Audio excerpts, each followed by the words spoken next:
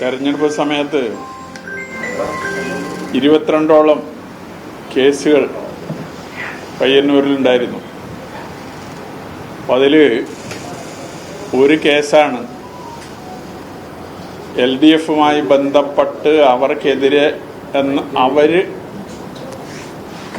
നമ്മൾ ചെയ്തു എന്ന നിലയിൽ വന്നത്.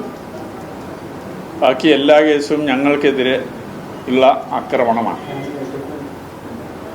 കേരളത്തിൽ LDF ഗവൺമെൻറ് ഭരിക്കുമ്പോൾ അതിൽ ഒരു സംഭവത്തിലൊഴികെ ടി പുരുഷോത്തമൻ്റെ വീട് ആക്രമിക്കുകയും കാറ് കത്തിക്കുകയും ചെയ്ത സംഭവത്തിലൊഴികെ മറ്റൊന്നിലും പ്രതികളെ പിടിച്ചിരുന്നില്ല.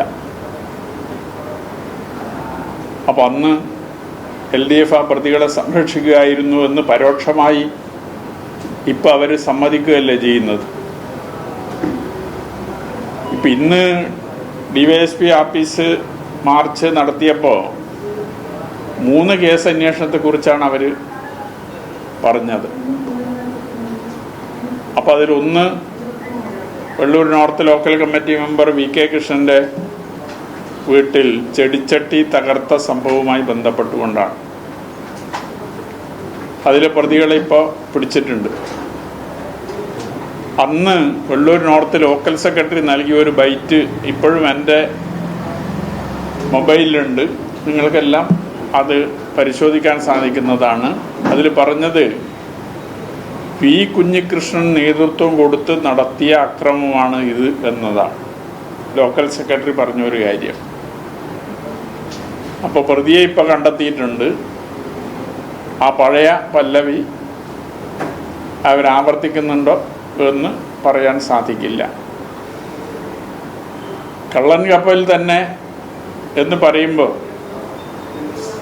പുരുഷോത്തമൻ്റെ വീട് ആക്രമിച്ചപ്പോൾ ഇതിൽ CPMന് ഒരു പങ്കുമില്ല എന്ന് ഏരിയ സെക്രട്ടറി അന്ന് പ്രസ് റിലീസ് ഇറക്കിയതാണ്. പക്ഷെ പ്രതികളെ കണ്ടെത്തി അറസ്റ്റ് ചെയ്തു. അറസ്റ്റ് ചെയ്തപ്പോൾ അവരെ പോലീസ് സ്റ്റേഷനിൽ പോയി മുദ്രാവാക്യം വിളിച്ച് റിമാൻഡ് ചെയ്തപ്പോൾ ജയിലിലേക്ക് അയക്കാൻ CPM ലോക്കൽ സെക്രട്ടറിയുടെ നേതൃത്വത്തിലാണ് ആളുകൾ പോയത്. ജയിലിൽ നിന്ന് ജാമ്യം കിട്ടി പുറത്തു വന്നപ്പോൾ വീരോചിതമായ വരവേൽപ്പാണ് CPM പയ്യന്നൂർ സൗത്ത് ലോക്കൽ കമ്മിറ്റിയുടെ നേതൃത്വത്തിൽ നടത്തിയത്. അപ്പം ഞങ്ങൾക്ക് പങ്കില്ല എന്ന് പറയുകയും പ്രതികളെ അറസ്റ്റ് ചെയ്യുമ്പോൾ അവരെ സംരക്ഷിക്കുന്നതിന് വേണ്ടിയുള്ള നടപടികൾ സ്വീകരിക്കുകയുമാണ് ഉണ്ടായത് എന്നത് അതിലൂടെ പയ്യന്നൂരിന് ബോധ്യപ്പെട്ട ഒരു സംഗതിയാണ്. കള്ളൻ കപ്പലിൽ തന്നെയാണെങ്കിൽ കള്ളനെ പിടിക്കണം. അപ്പോൾ ആ നിലയിൽ പിടിക്കുന്നതിന് ആരാ തടസ്സമുള്ളത്? അപ്പോൾ അത് കണ്ടെത്തുന്നതിന് വേണ്ടിയുള്ള നടപടികൾ സ്വീകരിക്കണം. ഇപ്പോൾ കഴിഞ്ഞ ജനുവരി 26-നാണ് എൻ്റെ വീട്ടിനടുത്ത് എൻ്റെ കൂടെ പ്രവർത്തിച്ച പ്രസന്നൻ്റെ ബൈക്ക് കത്തിച്ചത്. ആ ജനുവരി 26 കഴിഞ്ഞ് എത്ര മാസം LDF കേരളത്തിലുണ്ടായിരുന്നു? ഇപ്പോൾ ആ കേസ് ഉൾപ്പെടെ അന്വേഷിക്കണം എന്നാണ് LDF ആവശ്യപ്പെടുന്നത്.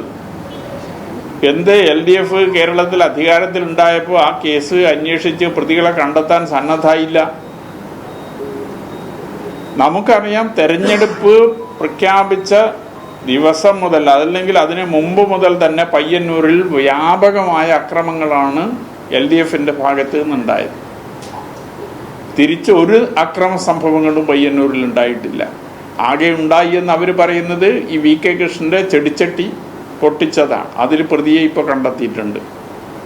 പ്രതി ഏതായാലും ഞങ്ങൾ കൂട്ടത്തിൽപ്പെട്ട ആരുമല്ല. അപ്പോൾ ഈ നിലയിൽ വീണ്ടും അക്രമങ്ങൾക്ക് കോപ്പുകൂട്ടാനാണ് LDF ശ്രമിക്കുന്നത് എന്നതാണ് ഇന്നത്തെ DYSP ആഫീസ് മാർച്ചിലൂടെ നമുക്ക് കാണാൻ സാധിക്കുന്നത്.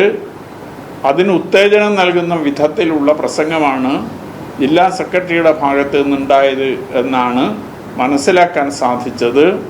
പയ്യന്നൂരിൽ സമാധാന അന്തരീക്ഷം പുനഃസ്ഥാപിക്കാൻ എല്ലാവരുടെയും സഹായമുണ്ടാകണം എന്ന അഭ്യർത്ഥനയാണ് MLA എന്ന നിലയിൽ എനിക്ക് നടത്താനുള്ളത്. ഈ പരിപാടിയുടെ പ്രസംഗത്തിൽ CPM ജില്ലാ സെക്രട്ടറി പറഞ്ഞിരിക്കുന്ന ഒരു കാര്യം, അന്ന് മധുസൂദനെ സ്ഥാനാർത്ഥി ആക്കുന്നതിൽ നിന്ന് പിന്മാറാൻ ചില ആലോചനകളൊക്കെ നടന്നിരുന്നു. പക്ഷെ അത് ഒരു പുകമറയായി വി കുഞ്ഞികൃഷ്ണൻ ഉന്നയിക്കുമായിരുന്നു. ഞാൻ പറഞ്ഞത് കൊണ്ടാണ് മാറ്റിയത്, ഞാൻ പറഞ്ഞത് ശരിയാണ് എന്ന രീതിയിൽ ഉപയോഗിക്കുമായിരുന്നു. അതുകൊണ്ടാണ് പിന്നീട് അതിൽ നിന്ന് പിന്നോട്ട് പോയത്.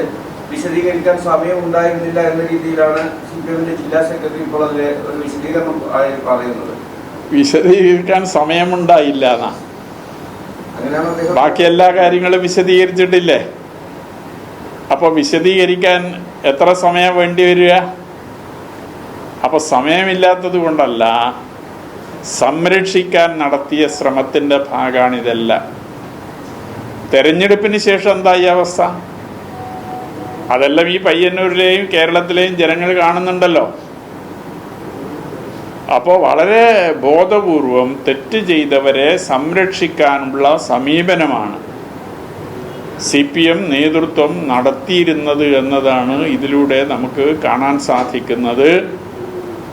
ഏറ്റവും ഒടുവിൽ റിവ്യൂവിൻ്റെ ഭാഗമായി തളിപ്പറമ്പിലും പയ്യന്നൂരിലും സ്ഥാനാർത്ഥി നിർണയത്തിൽ പിശക് പറ്റിയിട്ടുണ്ട് എന്ന് സമ്മതിക്കാൻ സന്നദ്ധമായി പാർട്ടി സംസ്ഥാന കമ്മിറ്റിയും കേന്ദ്ര കമ്മിറ്റിയും അത് ചൂണ്ടിക്കാണിച്ചിട്ടുണ്ട്. പക്ഷെ തിരുത്തലിനുള്ള ഒരു ശ്രമവും, തെറ്റ് പറ്റിയിട്ടുണ്ടെങ്കിൽ ആ തെറ്റ് തിരുത്തണ്ടേ, ആ തെറ്റ് തിരുത്താനുള്ള ഒരു പരിശ്രമവും അതിനുശേഷം ഉണ്ടായിട്ടില്ല എന്നാണ് അനുഭവത്തിലൂടെ നമുക്ക് കാണാൻ സാധിക്കുന്നത്.